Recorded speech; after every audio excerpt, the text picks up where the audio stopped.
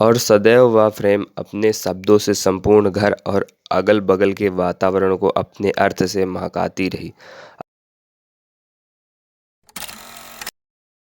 Hello hi, मैं non poet हाजिर हूँ लेकर फिर एक नई कहानी। हमारी आज की कहानी का नाम है पिता का अनमोल उपहार।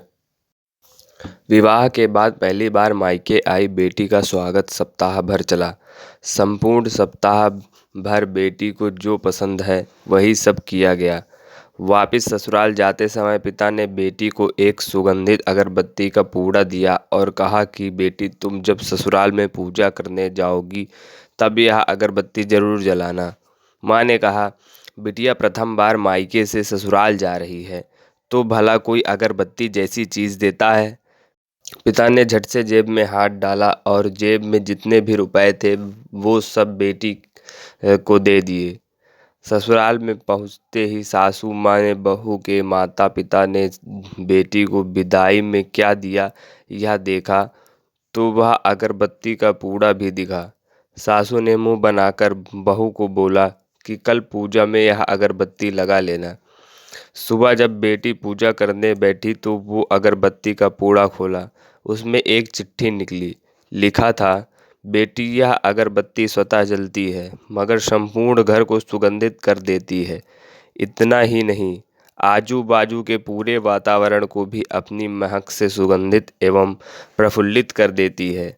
हो सकता है कि तुम कभी पति से कुछ समय के लिए रूठ जाओगी या कभी अपने सास ससुर जी से नाराज हो जाओगी, कभी देवर या ननद से भी रूठोगी, कभी तुम्हें किसी से बातें सुननी भी पड़ जाए या फिर कभी अड़ोस पड़ोसियों के बर्तन पर तुम्हारा दिल खट्टा हो जाए।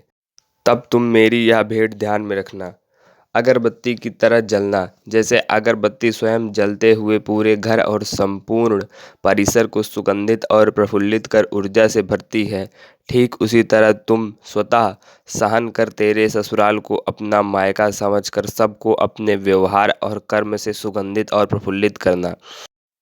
बेटी चिट्ठी पढ़कर रोने लगी। सासू माँ लपक कर आई। पति और ससुर जी भी पूजा घर में पहुँचे जहाँ बहू रो रही थी। अरे, हाथ में चटका लग गया क्या? ऐसा पति ने पूछा। क्या हुआ यह तो बताओ, ससुर जी बोले। सासू माँ आजू बाजू के सामान में देखने लगी तो उन्हें पिता द्वारा सुंदर अक्षरों में लिखी हुई चिट्ठी नजर आई। चिट्ठी पढ़ते ही उन्होंने बहू को गले से लगा लिया और चिट्ठी ससुर जी के हाथ में दी। चश्मा न पहने होने की वजह से चिट्ठी बेटे को देकर पढ़ने के लिए कहा। सारी बात समझते ही संपूर्ण घर स्तब्ध हो गया। सासू माँ बोली, अरे यह चिट्ठी फ्रेम करनी है। यह है मेरी बहू को मिली हुई सबसे अनमोल भेंट है। पूजा घर के बाजू में ही इसकी फ्रेम होनी चाहिए। और सदैव वह फ्रेम अपने शब्दों से संपूर्ण घर और अगल बगल के वातावरण को अपने अर्थ से महकाती रही, अगरबत्ती का पूरा खत्म होने के बावजूद भी। बस इतनी सी थी हमारी आज की कहानी। आशा करते हैं कि आपको यह कहानी पसंद आई होगी। अगर पसंद आई है तो लाइक करें, शेयर करें और कमेंट करके ज़रूर बताएं आपको कैसी कहानियाँ सुनना पसंद है। ऐसे ढेरों कहानियाँ सुनने के लिए चैनल को सब्सक्राइब करें। अपना प्यार और मोहब्बत ऐसे ही बनाए रहें। अपना और अपने परिवार का ख्याल रखें। खुश रहें, मस्त रहें।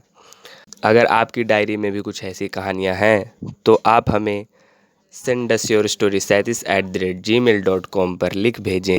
हम आपकी कहानी को ज़्यादा से ज़्यादा लोगों तक पहुंचाने की पूरी कोशिश करेंगे। धन्यवाद।